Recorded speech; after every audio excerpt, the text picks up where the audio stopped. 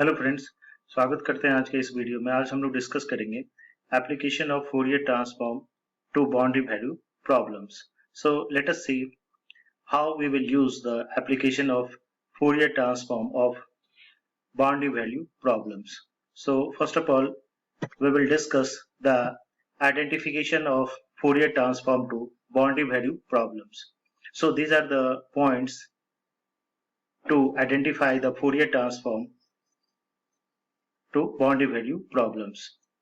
Point number 1, if u of x comma t at x equal to 0 is given, then we will use infinite Fourier sine transform. इस तरीके से हम लोग identify करेंगे कि यहाँ पर कौन से ट्रांसफॉर्म यूज होगा फोरियर का। सो अगर कंडीशंस, बाउंड्री कंडीशंस हमको दिया हुआ रहेगा u of x t at x equal to 0 is given, then we will use infinite Fourier sine transform. Point number 2, if u of 0 comma t and u of c comma t are given, then we will use the finite Fourier sine transform. So these are the 2 points related to the sine transform, Fourier infinite sine transform and Fourier finite sine transform. If again I repeat the conditions, u of x comma t at x equal to 0 is given, then we will use infinite Fourier sine transform. And the second point is u of 0 comma t and u of c comma t are given, then we will use the finite Fourier sine transform. तो इस तरीके से sign से related दो हम लोग conditions याद रखेंगे कि अगर u of x comma t at x equal to 0 अगर दिया हुआ रहेगा तो वहां पर फोरियर साइन ट्रांसफॉर्म का यूज करेंगे, और अगर u of 0 comma t and u of c comma t अगर गिवन रहेगा तो वहां पर फोरियर फाइनाइट साइन ट्रांसफॉर्म का यूज करेंगे. Now the next is, if third number point, if del u upon del x comma t at x equal to 0 is given, del u upon del x at x comma t at x equal to 0 is given, then we will use infinite Fourier cosine transform. And next is, if del u upon del x at x equal to 0 and del u upon del x at x equal to c is given, then finite cosine transform. These are the two points of Fourier cosine transform. Again I repeat the same application. Del u upon del x at x comma t at x equal to 0 is given, तब हम लोग infinite Fourier cosine transform use करेंगे, और del u upon del x at x comma del u upon del x x equal to 0 and del u upon del x at x equal to c is given, then finite cosine transform हम लोग use करेंगे. तो पहला दो conditions हम लोग देखें sign से रिलेटेड, थर्ड एंड फोर्थ जो है कॉस से रिलेटेड है. And simple, if minus infinity to infinity is given, range दिया हुआ रहेगा minus infinity to infinity, then we will use the finite Fourier transform. यहाँ पर सिंपल फोरियर ट्रांसफॉर्म का यूज करेंगे जब आपका लिमिट दिया हुआ रहेगा minus infinity to infinity. These are the 5 points related to the identification of boundary value problems.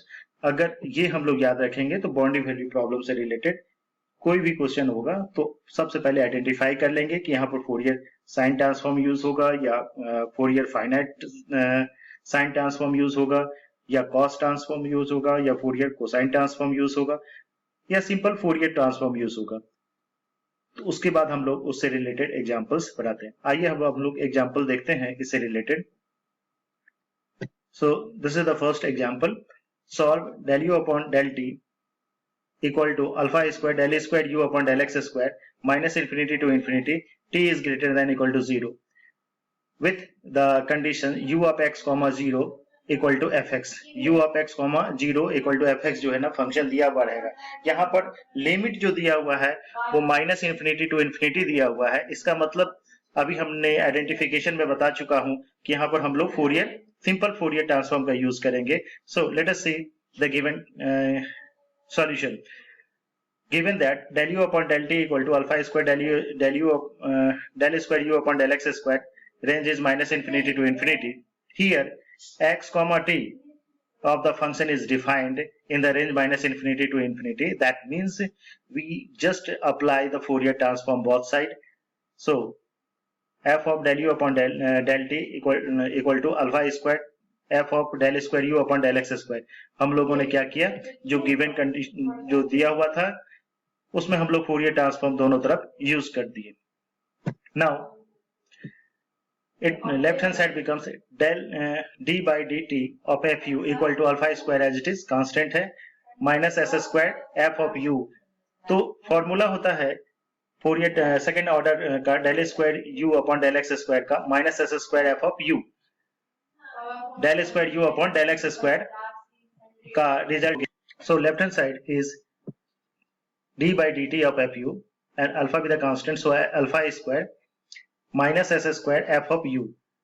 हम लोग जानते हैं Fourier of partial order of second order of partial derivative del square u upon del x square का formula होता है minus s square f of u. ये formula हम लोग याद रखेंगे।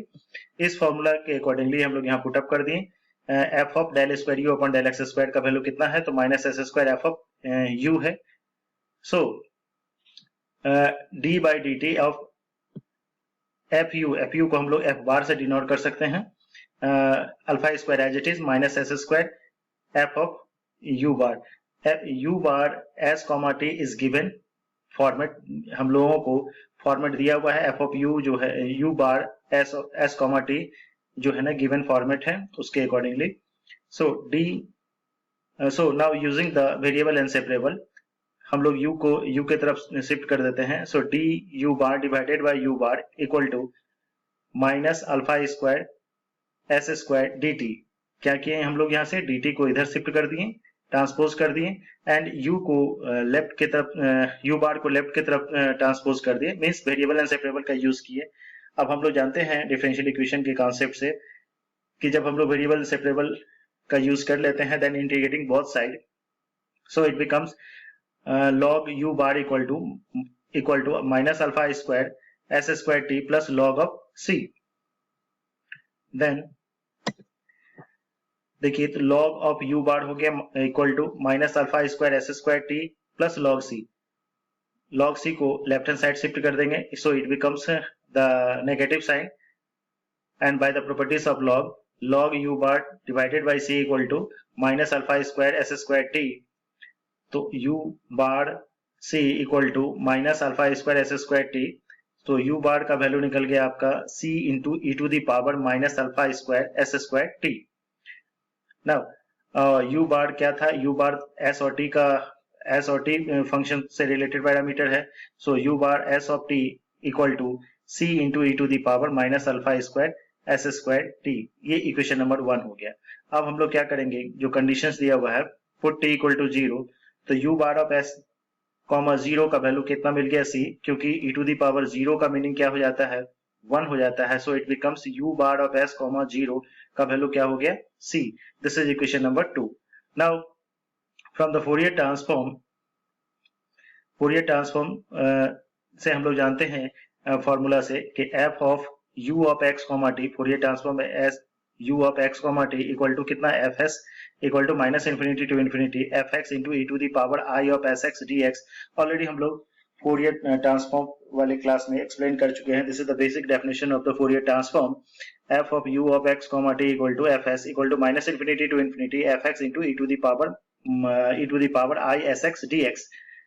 सो this becomes u bar of s comma t, ये जो रिजल्ट हो जाता है you bar of s comma t से डिनोट करते हैं हम लोग लेफ्ट हैंड साइड को minus infinity to infinity as it is. ये एफ एक्स क्या हो जाता है, एफ एक्स जो होता है x of u of x comma t parameter है का रिजल्ट है, एफ एक्स के प्लेस में हम लोग पुट किए हैं u of x comma t e to the power i s x d x as it is. Now putting t equal to 0, जब t इक्वल टू 0 पुट करेंगे, so this equations becomes u bar of s comma 0। देखिए t के place में हम लोगों ने 0 put किया है, minus infinity to infinity as it is u of x comma 0 e to the power i of s x d x. Now ये result आपका आ गया। अब इस तरीके से e to the power minus infinity to infinity f x into e to the power i s x d x, because u of s comma 0 का value दिया हुआ है एफ एक्स है फंक्शन में, so this becomes f x. ये result हो गया आपका एफ एक्स, एफ एस का रिजल्ट हो गया minus infinity to infinity f x into e to the power i s x d x को क्या बोलते हैं हम लोग एफ एस बोलते हैं, अभी जस्ट एक्सप्लेन कर चुके हैं डेफिनेशन में। This is equation number 3।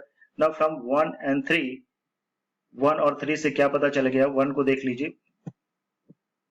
1 में हम लोगों ने एक्सप्लेन किया है u bar of s, t equal to c into e to the power minus alpha square s square t. So and equation 2 is this result u bar of s, 0 का value कितना हो जाता है, c के बराबर। So and u bar of s, t अभी just drive किए हैं। So this c equal to fs, fs का वैल्यू क्या हो गया आपका इक्वेशन 2 and 3 से c का वैल्यू जो है fs के बराबर हो गया। Therefore from the equation 1 u bar of s, t equal to fs into e to the power minus alpha square s square t, हम लोगों ने क्या किया, c के प्लेस में fs पुट कर दिए। Now using the inversion theorem of the Fourier transform, inversion theorem of Fourier transform क्या होता है कि u of x, t equal to 1 by 2 pi minus infinity to infinity u bar of x, t e to the power minus I sx dx। अब u bar of x, t का value आप निकाल चुके हैं, यहाँ से substitute कर देंगे fs into e to the power minus alpha square s square t e to the power minus I sx ds। So this is the final solution of the problem। इसी तरीके से हम लोग सेकंड प्रॉब्लम भी बनाएंगे, same concept है यहाँ भी। del u upon del t equal to del square u upon del x square if the first condition is del u upon del x 0 comma t equal to 0 when t is greater than 0, u of x comma 0 when x is 0 less than equal to x less than equal to 1, 0 when x is greater than 1, and u of x t is bounded and for x is greater than 0, t is greater than 0। Same concept यहाँ भी use करेंगे, क्योंकि यहाँ पर दिया हुआ है आपको जो कंडीशन दिया हुआ है वहां पर कि del u upon del x 0, t equal to 0 given दिया हुआ है। अभी जस्ट हम लोगों ने आइडेंटिफिकेशन में बता चुके हैं, यहाँ पर कोसाइन ट्रांसफॉर्म का यूज करेंगे।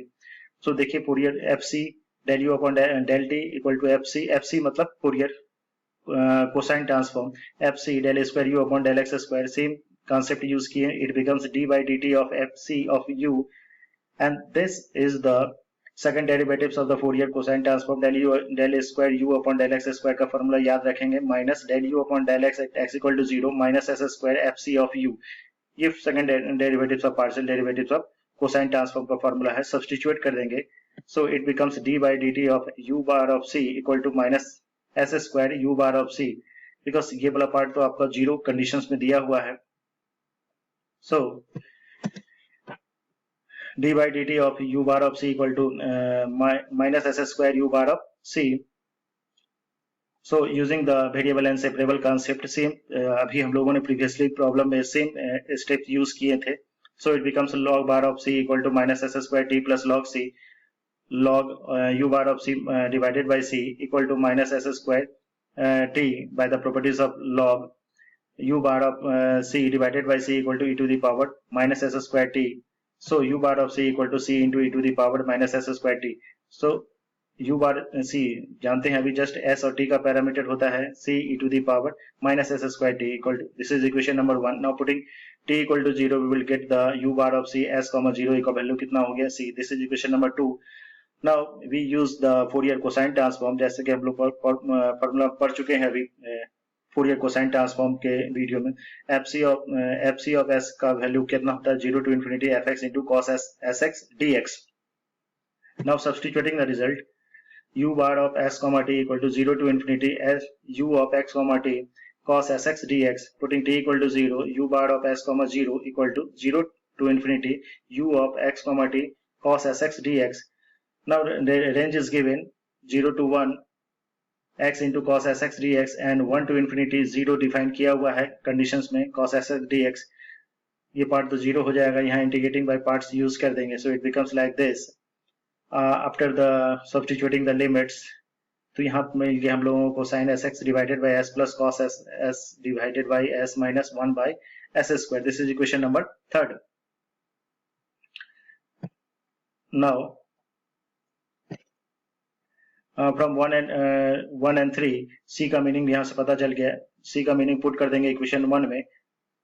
now using the inversion theorem f s का वैल्यू कितना हो जाता है 2 by pi 0 to infinity f c of s cos s s d x. तो ये